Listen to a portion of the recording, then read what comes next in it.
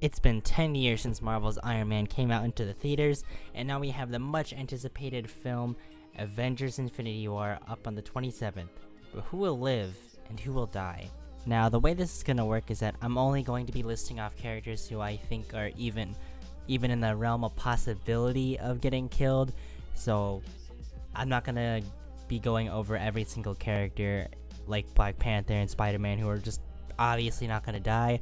So just to keep it nice and concise, I'm just going to be listing off characters who I even believe are going to die.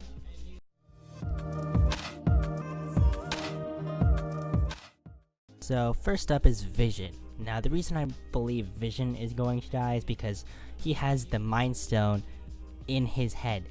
And Thanos is, he needs it to complete his gauntlet. And the thing is, he may not even die once they rip it out, so he could just have a hole in his head or something. So once they take it out, he could still be alive, so that's why he's first in the list.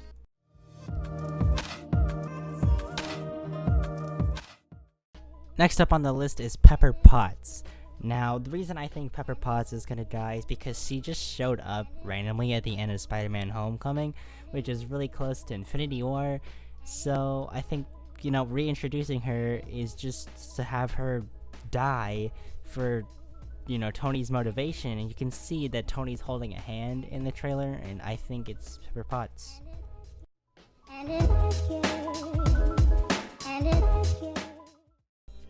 Now, next up on the list is the Collector from Guardians of the Galaxy, and the reason I think he's gonna die is because he's in possession of the Mind Stone, which we already see in the trailers that Thanos has it.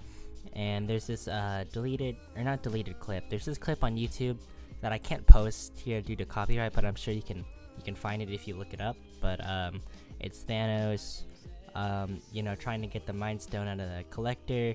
He's kind of torturing him and whatever, and I think he kills him right then and there and gets the Mind Stone. So that's why the Collector is gonna die.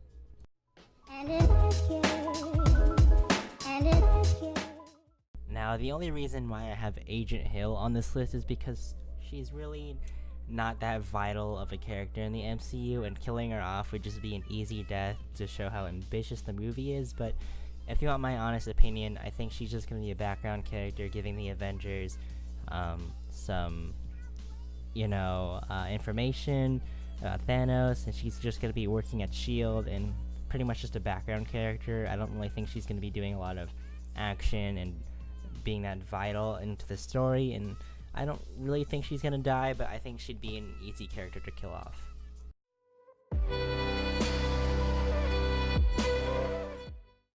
Next up on the list is Loki. Now, the reason I think Loki is gonna die is because in the trailer you see him handing the Tesseract to Thanos, and which is the Space Stone, which Thanos, as we've seen already has it in his gauntlet. And I think he kills him to make an example out of him, because we only ever see Loki in that same setting for the trailers we've seen. We haven't seen Loki in any other shot. We've seen Thor in other shots, so we know he survives. And we see Thanos grabbing the head of Thor, and Thor just screeching in pain. And I don't think, Thanos is torturing him or just, hurting his head. He's forcing him to watch Loki die, and that's why his screams are just so agonizing. And I think that's why Loki dies.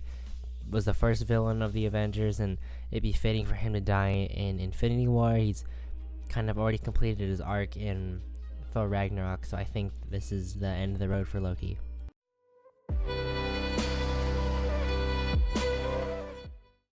Next up on the list is Drax the Destroyer from Guardians of the Galaxy, and Drax is honestly my favorite character from Guardians of the Galaxy. But his whole mission, his whole character is driven off of revenge on who killed his family, which is Thanos.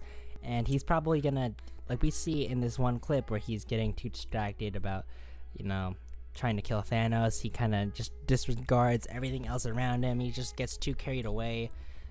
As we've seen in Guardians of the Galaxy, he called Ronan and all his ships down to this planet, and put everyone's lives at risk just so he could get revenge. And he's probably gonna do something similar, and he's gonna just try to take Thanos on by himself, and he's just gonna die. And we see in one of the newest TV spots that Iron Man, well, people thinking that Iron Man is fighting Star-Lord, but I'm pretty sure what's happening here is that he's trying to carry Star-Lord away, and Star-Lord is looking at someone who is about to die. And in the trailers, who else is on that planet that, you know, Peter Quill cares about? It's Drax. He's getting killed, and Iron Man is trying to get, you know, Star-Lord away from there. And that's why I think Drax is gonna die.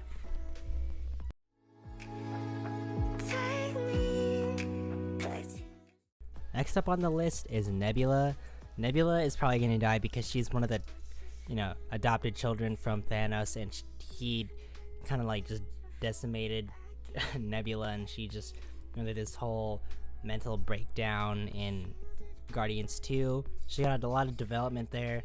I feel like, you know, she went through so much anguish that she's gonna give everything she's got to try and kill Thanos, and she's just gonna get killed. Thanos won't show any restraint in holding back on Nebula, since he kind of hates her.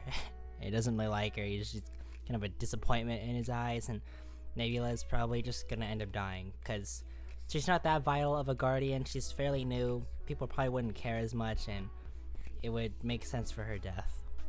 My peace until he knows some semblance of the profound and unceasing pain I know every single day.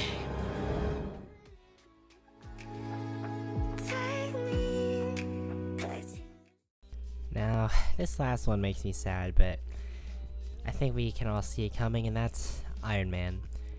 Robert Downey Jr. is literally perfect for this role, and I don't think anyone could ever do as great of a job as he did. He literally is born to play Tony Stark and Iron Man.